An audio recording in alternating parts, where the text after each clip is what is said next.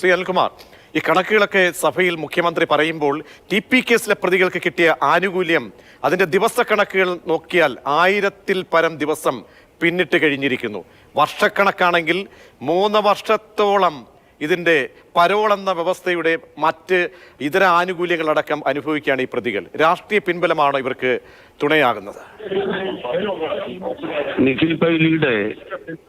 നിഖിൽ പൈലിയെ പോലുള്ള കൊലപാതകങ്ങളുടെ സംരക്ഷിക്കുന്ന പ്രസ്ഥാനത്തിന് തങ്ങൾ നടത്തുന്ന കള്ളക്കളികൾ മറച്ചുവെക്കാൻ വേണ്ടി ഒരു വ്യാഴവട്ടക്കാലമായി നടത്തുന്ന കള്ളപ്രകടനങ്ങളുടെ തുടർച്ചയാണ് ഇപ്പോഴും വലതുപക്ഷം നടത്തിക്കൊണ്ടിരിക്കുന്നത്. ഒരു കേസിൽ പരോൾ അനുവദിക്കുന്നത് നിയമപരമായി മാത്രമേ സാധിക്കുകയുള്ളൂ. വിചാരണ കോടതി ശിക്ഷിച്ചു കഴിഞ്ഞാൽ പരോൾ അനുവദിക്കുന്നത് ജയിൽ ചട്ടങ്ങൾ പ്രകാരമേ സാധിക്കുകയുള്ളൂ. ഏതെങ്കിലും ഒരു കേസിൽ ചട്ടലംഘനം ഉണ്ടെങ്കിൽ ലംഘനം സംബന്ധിച്ച് പരാതിപ്പെടാൻ ഇവരെ ആരെയും തടസ്സപ്പെടുത്തിയിട്ടില്ല. ചാനലുകൾ വന്ന് CPM-നെതിരായും സർക്കാരിനെതിരായും കുറെ ആളുകൾ പറയുന്നതല്ലാതെ നാളെ വരെ നിയമാനുസരണം ഇന്ന കാര്യത്തിൽ ചട്ടലംഘനം ഉണ്ടായി എന്ന് ഏതെങ്കിലും ഒരു സ്ഥാനത്ത് ഒരു പരാതി കൊടുക്കാൻ ഇവർക്കായിട്ടില്ല. അതിന് കാരണം എന്താണ്? കേരളത്തിലെ കേസുകളിൽ ഇതുപോലെ തന്നെ രാജ്യത്തെ കേസുകളിൽ ക്രിമിനൽ നടപടി നിയമപ്രകാരം ശിക്ഷിക്കപ്പെട്ട ആളുകളൊക്കെ പലരും പരോളിൽ ഇറങ്ങുന്നുണ്ട്. ഓരോ കേസിലും എത്ര ദിവസം കിടന്നു, എത്ര ദിവസം ഇറങ്ങി എന്നൊക്കെ തപ്പാൻ ആരും പോകാത്തത് കൊണ്ടല്ല. അങ്ങനെ കോൺഗ്രസുകാർ പരോളിൽ നടന്നതിന്റെ കണക്ക് ഞങ്ങൾ പ്രസിദ്ധീകരിച്ചാൽ അത് പ്രസിദ്ധീകരിക്കാൻ മാധ്യമങ്ങൾ ഉണ്ടാവില്ല ഇവിടെ എന്നുള്ളത് മനസ്സിലാക്കണം. ഇത് CPM-ന്റെ കടന്നാക്രമിക്കാൻ മറ്റൊരു വിഷയമില്ലാത്തപ്പോ എന്നാ TP ഇരിക്കട്ടെ എന്ന് പറഞ്ഞുകൊണ്ട് 12 കൊല്ലമായി എപ്പോഴാണോ UDF പ്രതിരോധത്തിലാകുന്നത് അപ്പോൾ ഇതുപോലെ വിവരാവകാശങ്ങൾ വരും.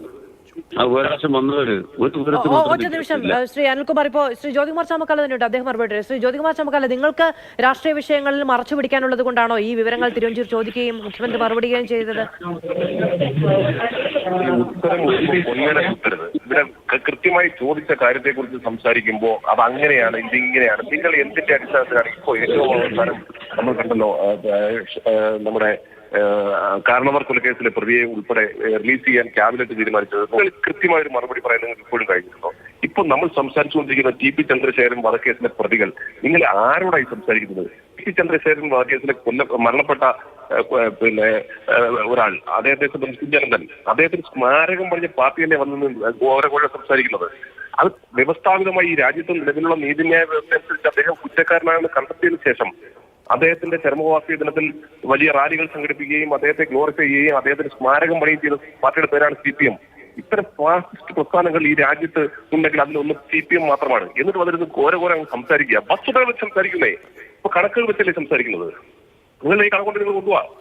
ഞങ്ങൾ കണക്ക് വെച്ചാണ് സംസാരിക്കുന്നത്. ഈ രാജ്യം കണ്ടിട്ടുള്ള, ഈ സംസ്ഥാനം കണ്ടിട്ടുള്ള ഏറ്റവും അതിപൈശാചികമായ ഒരു കൊലപാതക കേസിൽ, ഒരു രാഷ്ട്രീയ കൊലപാതകത്തിൽ, ആ കൊലപാതക കേസിലെ പ്രതികളെ സംരക്ഷിക്കുന്നു എന്ന് പറയുമ്പോൾ അത് CPM ആണെന്ന് പറയുമ്പോൾ അത് അങ്ങനെയാണ്. ഇതിങ്ങനെ വസ്തുതകൾ വെച്ച് സംസാരിക്കുന്നേ.